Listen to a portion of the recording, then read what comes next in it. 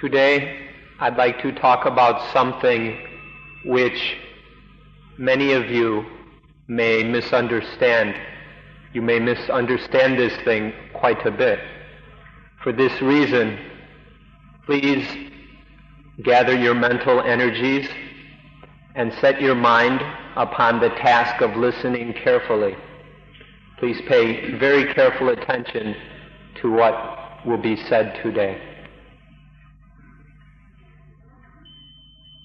The subject that we'll be talking about is sukha, or happiness. This is a word that is quite ambiguous, both in the Thai language, sukh, the Pali language, sukha, and the English language, happiness. In all three languages, this word has quite varied meanings and applications. Sometimes it can be difficult to understand quite what somebody means when they're speaking about happiness. So we will be speaking about sukha, or happiness, today. The happiness in the everyday lives of ordinary people is one kind of happiness. And then the happiness that arises with the realization of the final goal of life, that is another kind of happiness. There are these two quite different things, but we describe both of them as happiness or sukha. And generally, we mix these two meanings up, confuse them, and never quite understand what we're talking about. Let's take a look at these different meanings of the word sukha. Here's one way that the ambiguity of the word happiness can cause problems.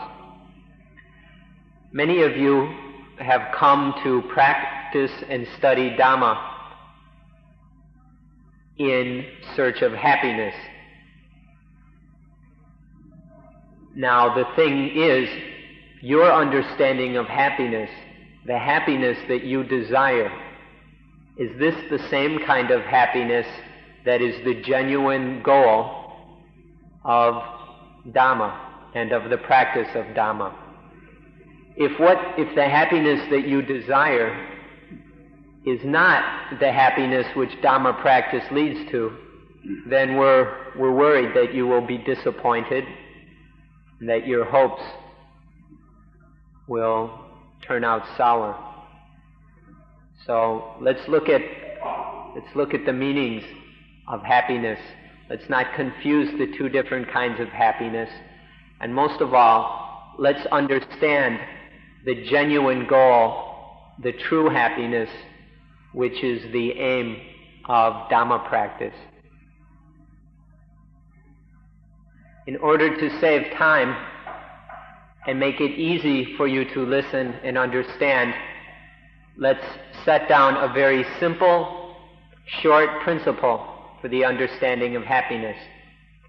The ordinary happiness that most people are talking about is when there is hunger, or a need, or a want, and then that hunger, or need, or want is satisfied. This is the common understanding of happiness. But happiness in the Dhamma sense is when there is no hunger, no need, no want, when we are free of hunger, need, and want. This is happiness in the Dhamma sense. So let's be very clear about this. Please pay very careful attention to the distinction. Make sure that you understand. The common ordinary happiness is when hunger is satisfied. The satisfaction of hunger is common happiness. When there is no hunger at all, when there is no need of hunger. That is the happiness of Dhamma. Hunger satisfied is the first kind. No hunger at all is the Dhamma kind of happiness.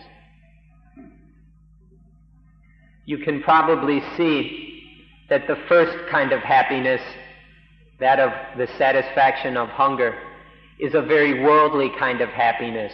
It depends on the world, it is caught up in the world, and it is within the limitations and conditions of the world. But the Dhamma happiness, where there is no hunger at all, this is above the world. This is a transcendent kind of happiness. It goes beyond the world. This is an opportunity to introduce you to two words, Lokiya and Lokuttara, because it follows from what was just said. Lokiya means going, or means according to worldly matters, worldly concerns.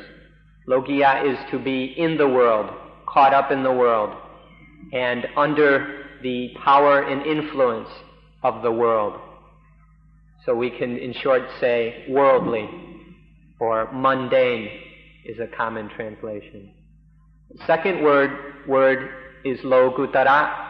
It is to be above the world, to transcend the world, to be out from under the power and influence of the world, but to be above that power and influence. This is often translated supramundane or transcendent. So then we can see that there are two kinds of happiness. Lokiya sukha, worldly happiness, and Lokuttara sukha, transcendent or supramundane happiness. See the distinction between these two and be very clear about them. Let's look at these even a bit closer. Let's go a little bit deeper into these meanings. Lokiya means to be stuck in the world, to be caught up and trapped in the world, so that the power and influence of the world dominates.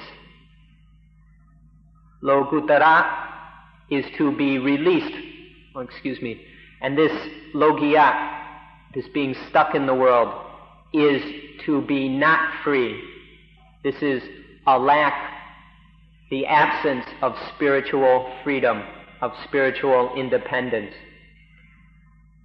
Lokuttara is to be released from the world, to get unstuck, to be above its power and influence. Lokuttara, or this transcendent state, is spiritual freedom. So these two kinds of happiness, the worldly and the transcendent, the first kind is a happiness that is not free. It is a kind of slavery, this sort of happiness. Whereas transcendent happiness is happiness that is free and independent, because it is above the world. So there is the happiness of slavery and the happiness of freedom. So now I think you can see the importance of this point. If what you're after, if what you desire is worldly happiness, Lokiya sukha, and you come here and study the Dhamma, you're going to be disappointed. This transcendent happiness is the opposite of worldly happiness. And so what the Dhamma, what correct meditation is about, is transcendent happiness. So we want you to understand this clearly, because we're afraid if you're here in search of worldly happiness that you'll be disappointed, that you won't get what you're after. So please understand these two kinds of happiness, and then you'll understand what Suan Mokkh is about.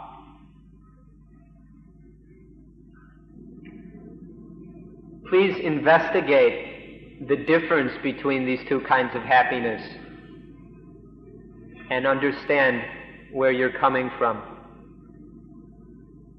See the worldly happiness that is based in hunger, and then the transcendent happiness that when there is no hunger at all.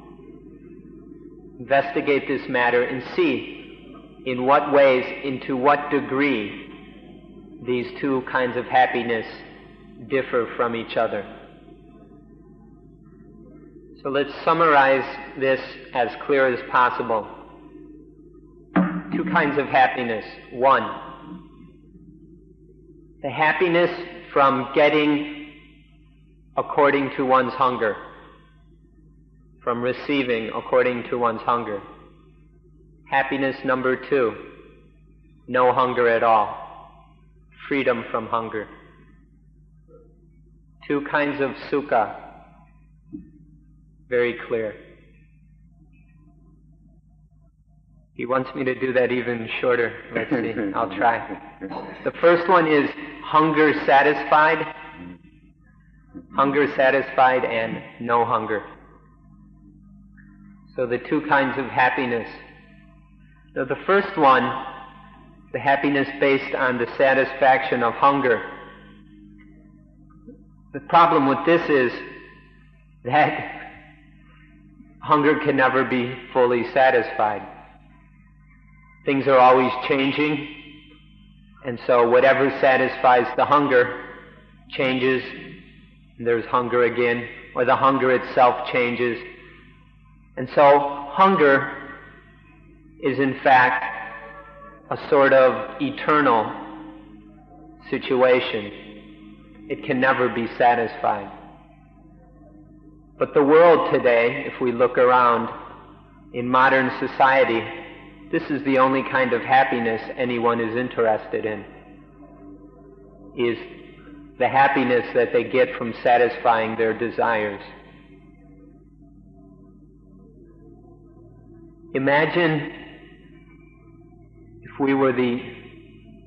if you, just you, were the owner of the world, of the universe, of the entire cosmos. You own everything. Now that you're the owner of everything, does hunger stop? Can it stop? So take a look in your own minds and hearts. Take a very close look and see. If you were to get everything that you could possibly desire, to the point where you owned everything in the universe, would your hunger cease? Would the hunger stop? Or once you owned the entire universe, would you hunger for a second universe? Would you desire a third universe? Look in your own hearts and minds and see if it's this way or not. If we look, we'll see that hunger is a thing that never ends. It's endless. But the world today is concentrating its time, effort, and energy towards building and producing things which are lovely and satisfying. The economies of the world are designed solely to satisfy hungers. And so we've dug ourselves a very deep, deep hole in this orientation of our lives, where we are only concerned with satisfying hunger. So take a look inside and see where happiness really is. Is the present way of things going to really bring happiness? The happiness of the world, or the happiness of human beings, proceeds by levels. There are steps and stages to human happiness. The infant, the young infant, is completely happy when it is cuddled in its mother's arms and can suck milk from her breast. This is the happiness of an infant. In this situation, the infant is completely happy. But then as soon as it grows a little further, gets a little bigger, this no longer satisfies it. The mother's breast isn't enough. Now it's learning about all kinds of other foods. And so its happiness is based on these other kinds of food, sweets, hamburgers, junk food, Rice Krispies, whatever. And also in being able to run around the house and the yard. It's no longer satisfied in its mother's arms. It needs to be able to run around in the house. This is a young child. And then it grows a little older. And the child will go play football or with dolls or something. And so another kind of happiness. But the child outgrows this kind of happiness also and becomes a teenager. And as a teenager, the ideas of happiness start to turn to sex. Grow up and become young men and women, and all they do is think about sex, dates, and this kind of happiness. And finally, the human being marries with a wife or a husband. Then the thoughts of happiness are all about the house, clothes, the job, things like this. And this situation continues where the happiness progresses from one stage to another, beginning with the happiness of an infant, where the infant is completely satisfied with the comfort and security of its mother's arms and drinking the milk, through progressive levels to where the hunger and the happiness is bigger and bigger, or where the hunger is bigger and bigger and more difficult to satisfy, to the point where the human being dies and is reborn as a deva, or a heavenly being. And still, even though reborn in a heavenly realm, still hungry through thousands of years. The hunger is never satisfied even in heaven. Or if we take it from a Christian point of view, even if one goes to heaven, is in the kingdom of God, then hunger is still not satisfied. This is the way it is with worldly happiness that is based on the satisfaction of hunger. It's endless. It never stops. It just keeps growing and growing and growing from very simple levels to more and more complex levels.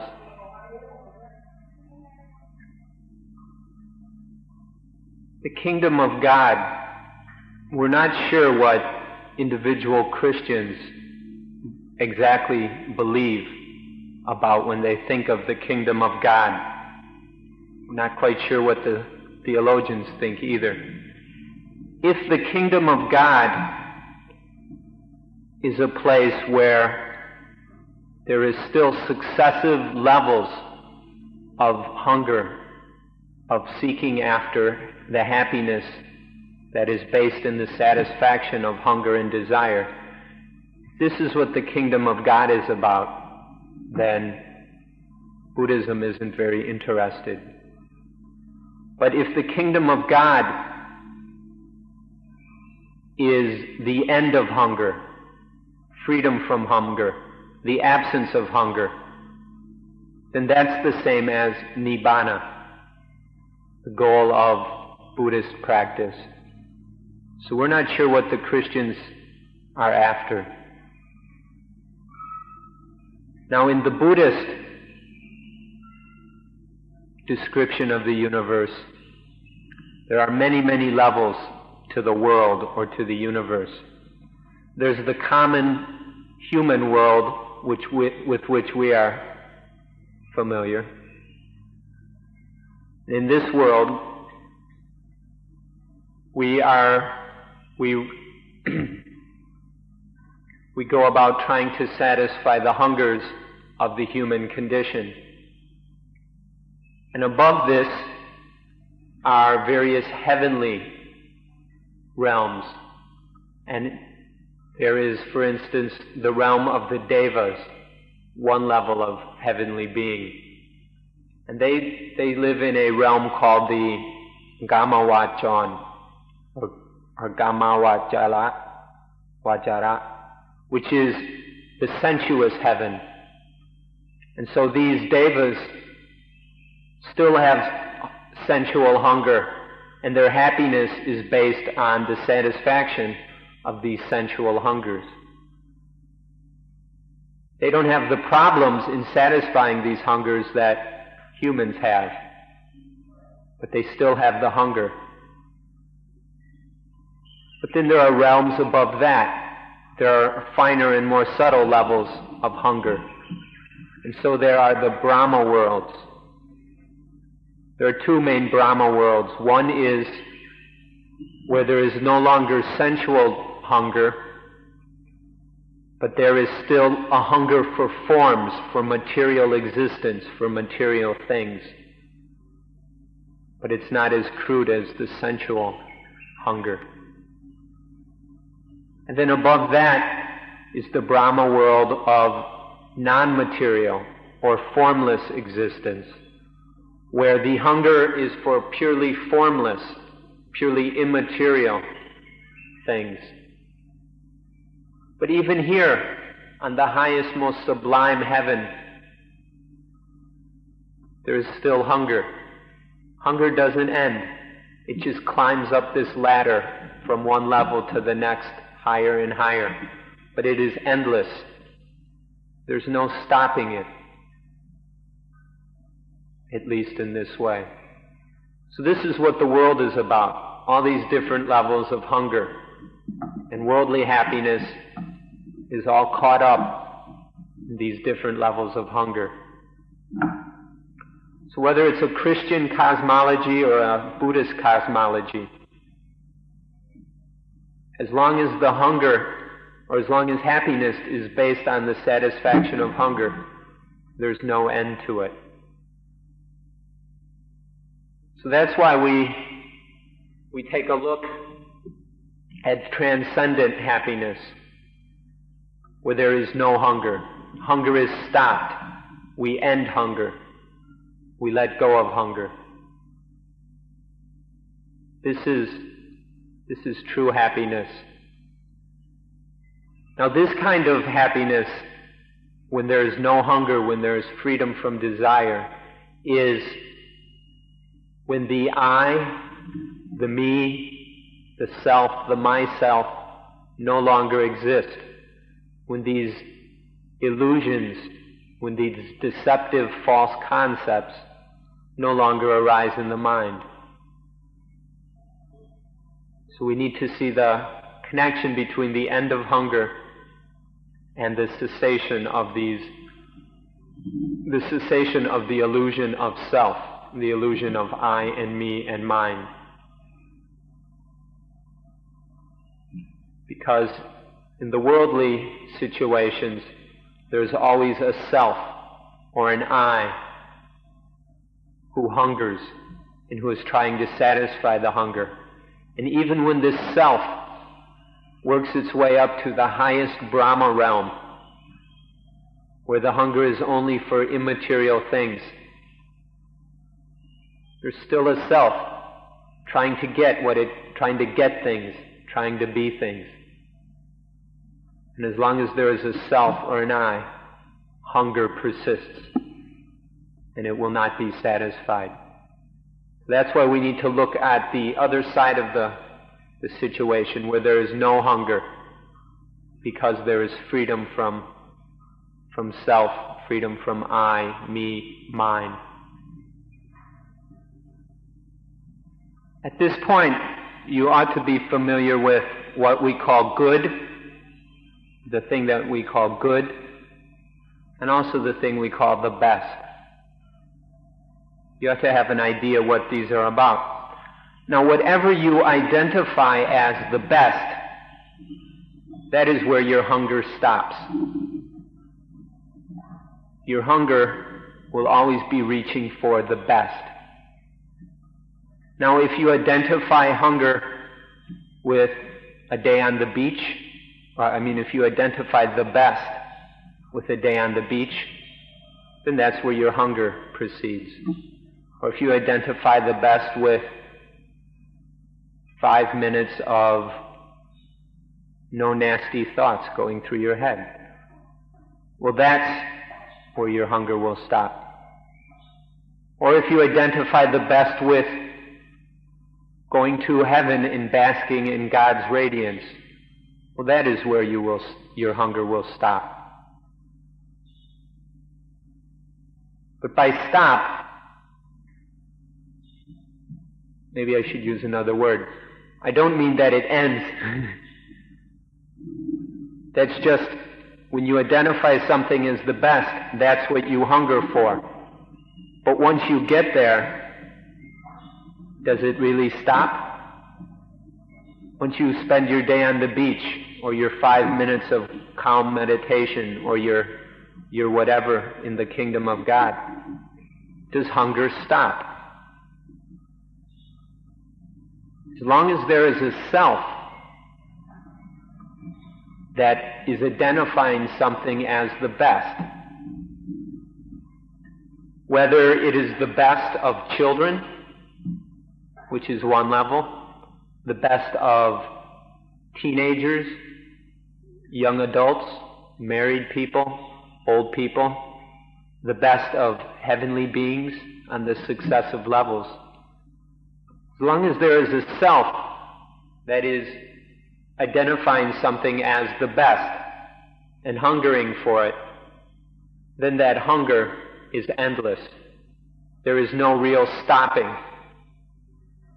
Hunger will fix on that thing which is identified as the Sunam Banam, the supreme goodness. But if it gets there, then it'll just start hungering for something more. Because there is still clinging to a self, to I, me, and mine. So this is what worldly happiness is like. No matter on what level it is, whether on a crude, easy to satisfy level of animals, or on deeper, more subtle, loftier levels of celestial beings. Whatever kind of happiness it is, if it is still based on the satisfaction of the hunger of some self or some I, then there is no end to it. It will just keep growing or developing or evolving into these higher and higher levels. This is what Lokiya Sukha, worldly happiness, is all about. Hunger and its satisfaction. But as soon as there is a little satisfaction, there's immediately more hunger. There is never total satisfaction. This just illustrates that if we're going to ever be happy, we're going to have to look for happiness somewhere else. If we keep looking for it in the world, we're just going to have this endless process of hunger throughout this life, and who knows, maybe on into other lives as well. So this is why we need to be interested in Lokuttara Sukha. Transcendent happiness, where there is no I, no self, no me, no mine, no myself, to hunger, to be hungered for. There's freedom from hunger, and there is freedom from this egoistic identification with things. This freedom from the world, this transcendence of the world, is where true happiness lies. So, try and understand what worldly happiness is about. And begin to get interested in transcendent happiness. If you can do that, you have a chance of success. Now this thing called the best, which we each identify and attach to in our own way, it doesn't come alone. If there's the best, there's also the worst. When there is good, there is evil or bad. So when we're still looking at things in terms of good and the best, this drags with it the worst and the bad. For this reason, there's no freedom. This hungering after the best keeps us entangled with the worst. Always wanting good things keeps us cluttered up with bad things. This is because of the illusions and limitations of our own understanding.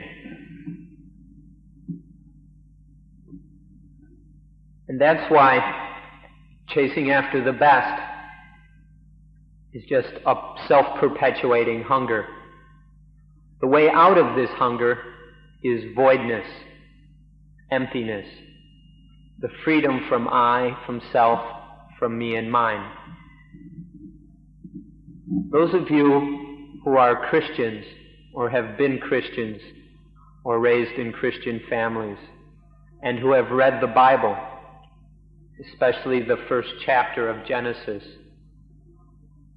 will be familiar with the story of the tree of the knowledge of good and evil.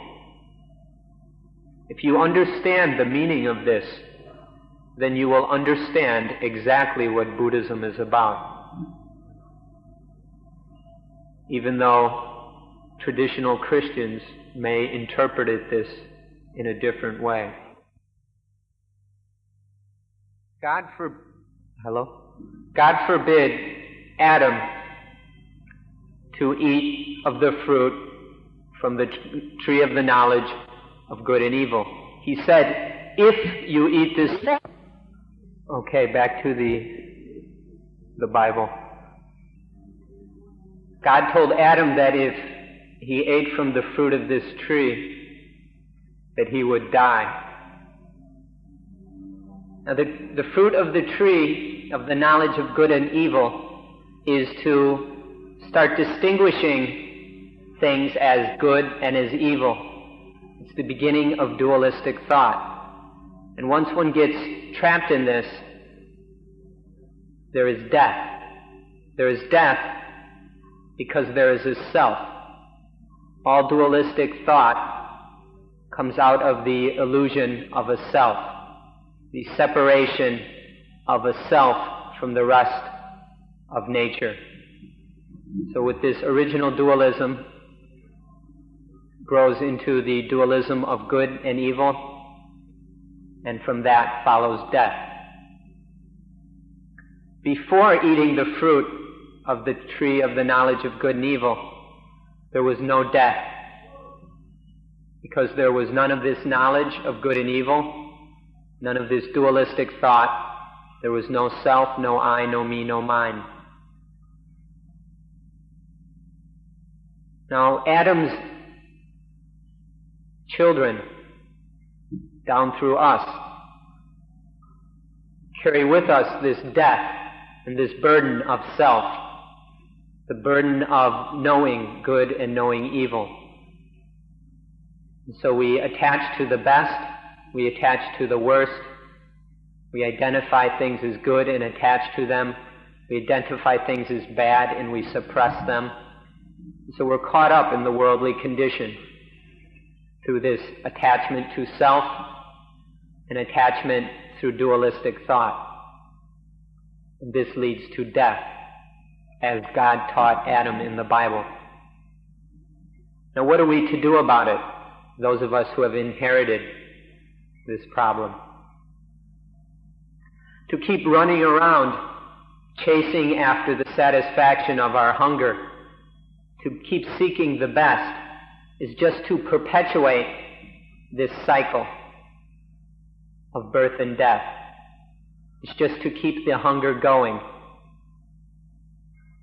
And it will never satisfy anything.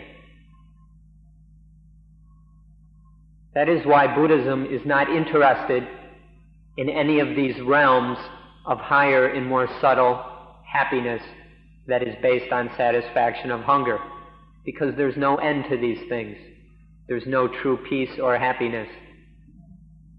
So, if we talk about God as some big ego or big self, or we talk about God as the supreme good,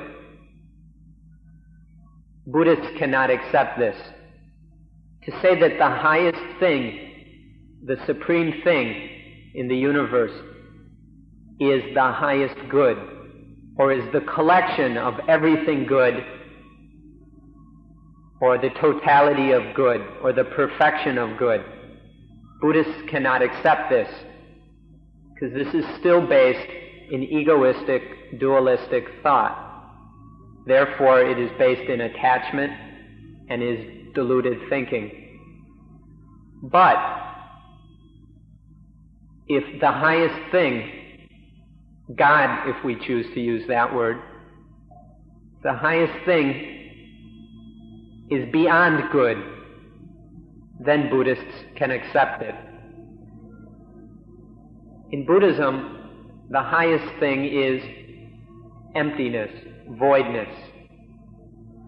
The voidness of the I, of the self, of the delusions of me and mine, of the false conceptions of myself. This is the highest thing.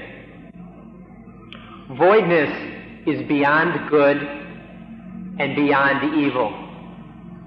It is beyond the best. Thus, emptiness is freedom from the spinning around, the going round and round in circles, chasing after things that will satisfy hunger. In emptiness, both the hunger and the one who hungers disappear. There is no self to hunger. There is no one, no thing, no anything that is hungry. Not even God. And so hunger disappears too. In emptiness, all these illusions of me and mine disappear. Hunger disappears because there is no one or nothing, no self, no I, no me, no mine to hunger. This is the highest thing. This is what the goal of the practice of Dhamma is about. It is to transcend the endless cycles of hunger in worldly existence and to be free of hunger, free of self, free of the one who hungers. This is emptiness or voidness. It's the highest thing.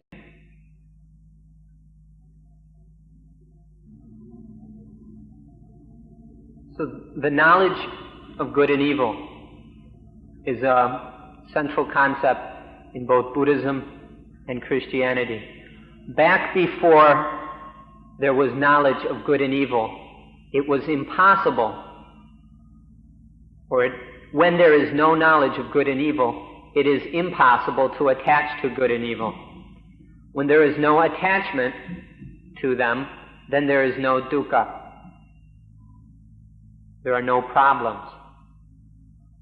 But what happens after the fruit of the tree of the knowledge of good and evil has been eaten? What happens after we know good and evil? We know good and evil, but we lack the wisdom to stay in control of the situation.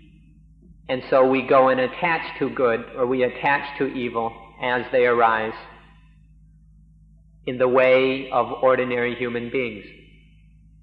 So we just go around attaching to good things and attaching to bad things. This is what happens after eating that fruit.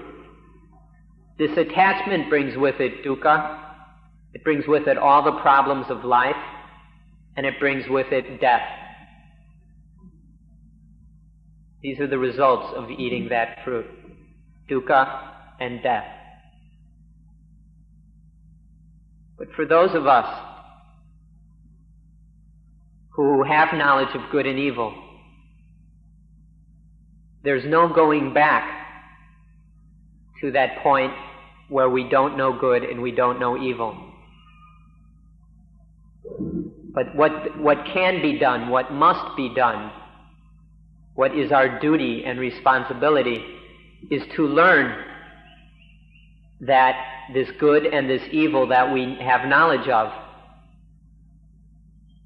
that they should not be attached to, that they must not be attached to. Don't attach. Learn how to not attach. Learn to not attach. Stop attaching to good and evil. And so, though the knowledge of good and evil will remain, attachment to them will cease. And when attachment to them ceases, then there will be no dukkha and no death, just as it was with Adam and Eve in the Garden of Eden before they ate that fruit.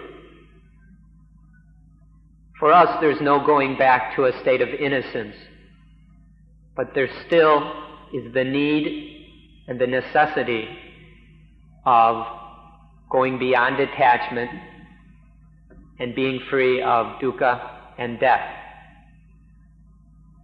This is the essence or the heart of both Christianity and Buddhism, even though some Buddhists and some Christians will understand things in quite a different way.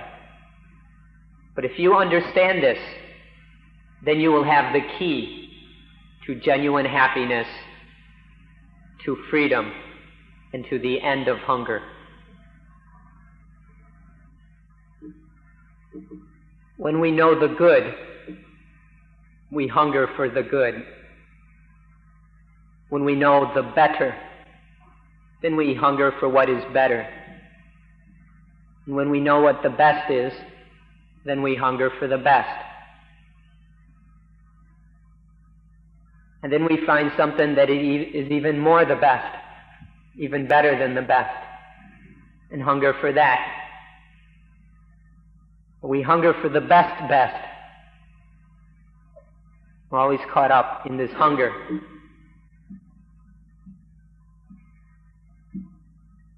And no matter how subtle, how fine, or how invisible this hunger is, it will still give rise to problems and dukkha. Coarse, low-level hunger will give rise to coarse, crude dukkha. The more subtle the hunger, the more subtle the dukkha. And so when the hunger is on these very subtle, very refined, possibly invisible levels, then the dukkha will also be very subtle and refined and invisible. Nonetheless, there is dukkha. Our lives will be troubled. There will not be perfect peace or perfect happiness. So this is why Buddhism teaches emptiness, which transcends the best. In emptiness, there is complete freedom from any hunger.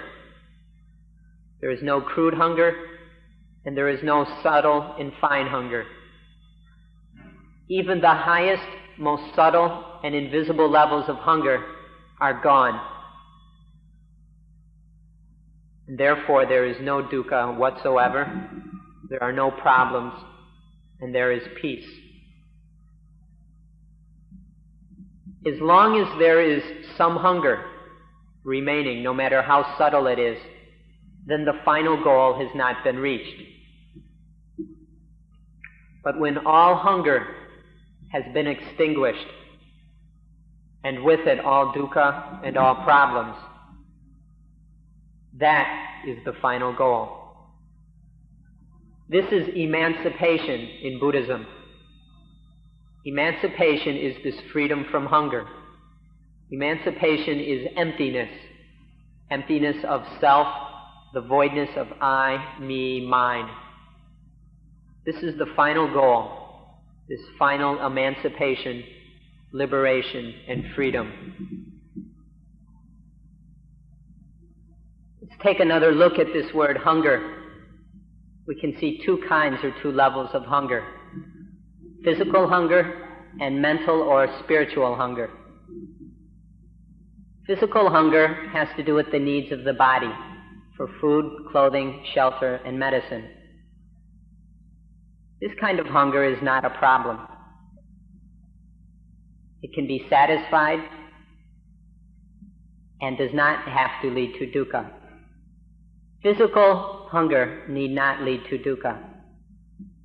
We can see this in the animals who have these physical needs and hungers as well, these instinctual needs for food, clothing, shelter, and medicine. But they do not experience dukkha because of that. The problem with human beings is that our minds have developed beyond the minds of mere animals.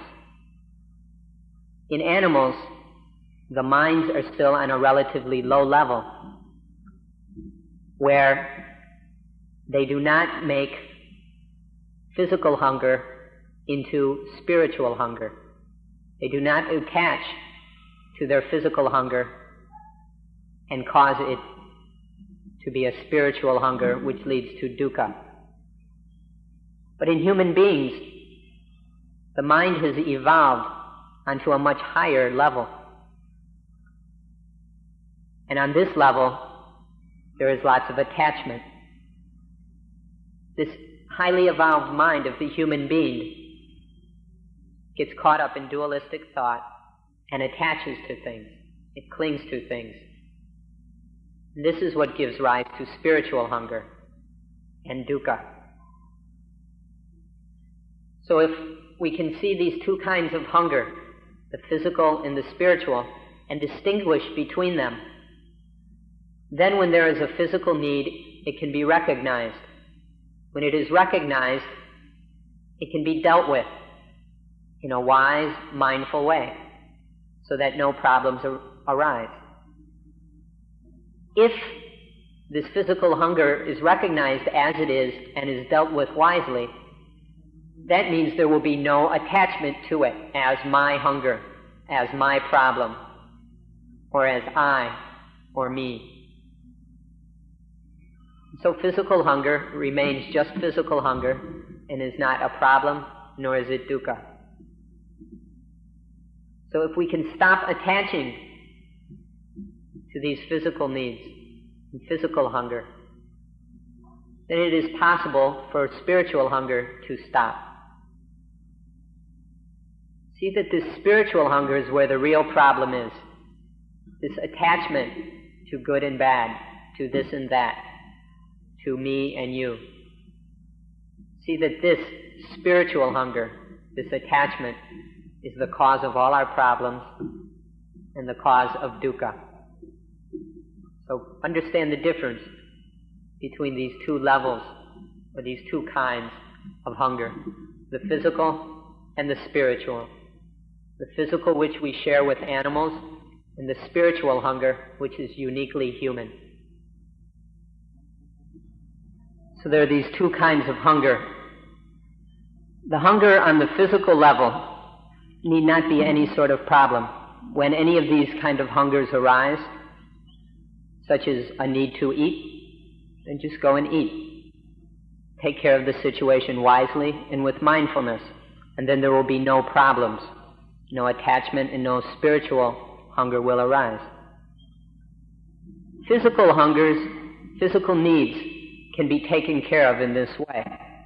It's quite simple, and it need not cause any problems or difficulties. Truly, physical hunger should not disturb us in any way. It should just be taken care of wisely and mindfully. That's all. It's very simple. Now with spiritual hunger, the more we eat, the more we're hungry. When there is spiritual hunger, whatever it's hungering for, if we give it a little bit, the hunger just grows and wants more. And so the more we try and satisfy spiritual hunger, the more it expands, the more it grows. This is because it's an endless, unsatisfiable kind of hunger. Now, most of you came here with some kind of hope or wish or expectation.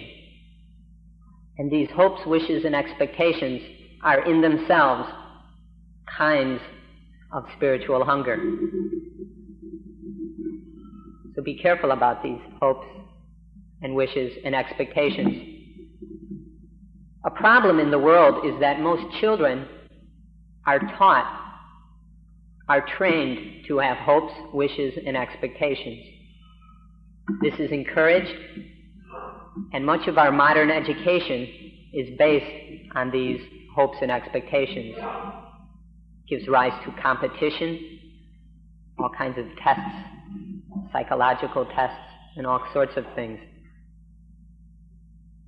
But these hopes and expectations can never be satisfied because they're just another kind of spiritual hunger.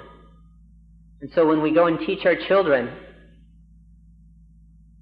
encourage them to hunger in spiritual ways, what good are we doing them or anyone else? We should just teach children to learn how to satisfy physical hunger in mindful and wise ways.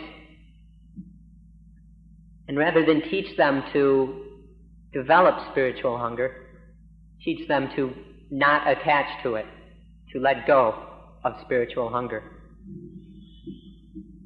And when there is no spiritual hunger, when there is no physical hunger is dealt with wisely and mindfully, and there is no attachment which gives rise to spiritual hunger. In the absence of both kinds of hunger, can you imagine what that kind of bliss, what that peacefulness and joy would be like? Can you picture it? The total absence of all hunger. Think about it. So finally,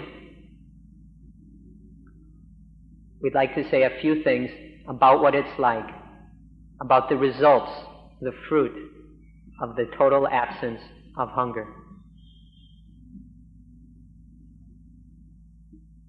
So now we'll say something about the fruit, the results of the end of hunger. To explain this, we'd like to introduce one more word. We'll use a Pali word, and please try and remember it, even though we realize these are new words, and it's a new language. This new word is viveka, viveka, viveka. In Thai, it's vivek, vivek. In Pali, viveka. This word means utmost aloneness, utter solitude, to be alone. There are 3 levels to viveka. There's the physical, the mental, and the spiritual. Physical viveka is when nothing disturbs one on the physical level. There are no physical disturbances. Then one is alone physically. One is in physical solitude. But even if there is physical viveka, there may not be much happiness. There are many people who turn into hardcore meditators and go running off to caves or forests or soundproof rooms or isolation chambers, seeking physical aloneness because they think they will find happiness there. But if there is just physical solitude, but not mental solitude, they will not find much happiness. Mental solitude is when no fears, no emotions, no loves, hates, frustrations, jealousies, envies, and worries disturb the mind. When these things do not disturb the mind, then there is mental viveka. There can be mental viveka even in a crowded room when we are with many other people. It is not dependent on physical viveka. Now, when there is physical viveka and mental viveka, this is still not the highest happiness. This is not the goal of meditation. This is not the goal of Buddhism. Just to have physical and mental solitude, or to be alone physically and mentally. That's not the end. It's not the final goal. Thus, there is the third and highest level of viveka. This viveka is when there is the spirit is not disturbed by I, by me, by mine. When there is no attachment to self, myself, or things that belong to me. No me and mine. This kind of aloneness, this kind of solitude is spiritual viveka.